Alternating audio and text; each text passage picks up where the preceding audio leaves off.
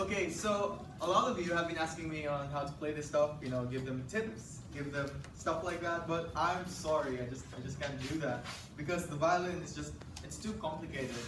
People tell me that it's beyond human comprehension. And if you ask most musicians, most professional musicians, that they're gonna go tell you that the violin is probably one of the hardest instruments out there. This instrument here and what it can do and what people can do with it is pushing the limits of human potentiality. And a teacher that once told me, the harder thing in playing the violin is brain surgery. And another one of my teachers from the Poland Philharmonic told me that it's 100 times harder than what the public perceives it to be.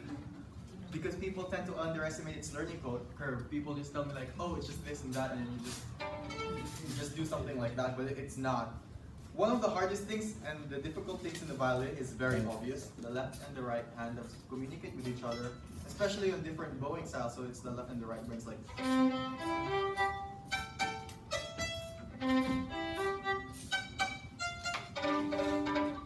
And also, if you see the keyboard here, look, it's clearly divided. You see how clearly divided each note is? The hardest part about playing a violin are finding the notes. You have to make the notes instead of finding them. Gets me all the time. It's really difficult. You see, if I ask a beginner pianist playing for the first time to play the middle A, 10 times. 10 times! 10 times you're gonna get it right. I'm like, 10 times, no matter how stupid it is, 10 times. But if on the violin, like, where the heck are the notes?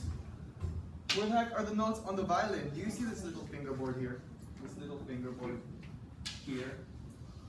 That's where you have to fit up all the piano keys right there, just right there.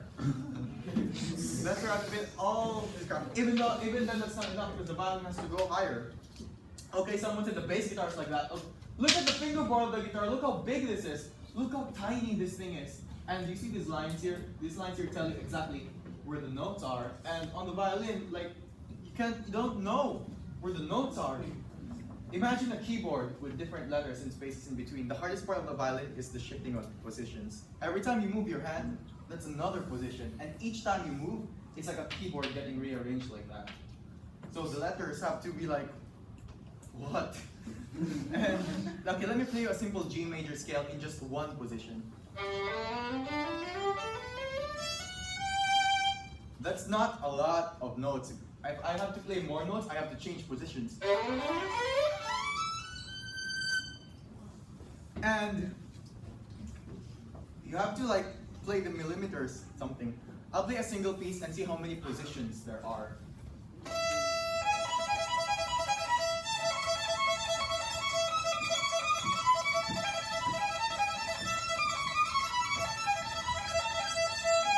That's a lot of positions.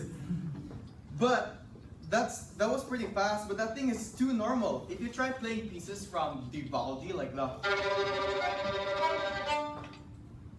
past the age of 8, you just probably can't. It's too difficult that you have to mold your brain along with this thing as you grow up. And one of the hardest things about not just in violin, but in music in general, is the thing called music theory. It sounds scary, right? But people think, no, it's just music, it's easy. But this thing here is the pizza. You have to know this. No, not the pizza. You have to know this while playing the violin. It's called the music theory. And music theory is hard as crap. It's like doing calculus and physics at the same time. But not only that, making music theory, you should know how to make music, especially in the violin. You should know music theory. You should know how to make a good tone. That's another skill to add on your violinistic repertoire. And why should you play a piece one way or another? Let me play a simple piece. Why should I play it like not like that, but instead of like that, it's like this?